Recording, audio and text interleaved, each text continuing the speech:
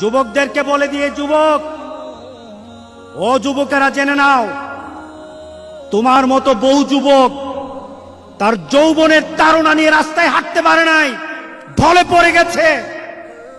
সে কখন দুনিয়া থেকে চলে গেছে কেউ টের পায় নাই। লক্ষ যুবক পৃথিবী থেকে বিদায় হয়ে গেছে।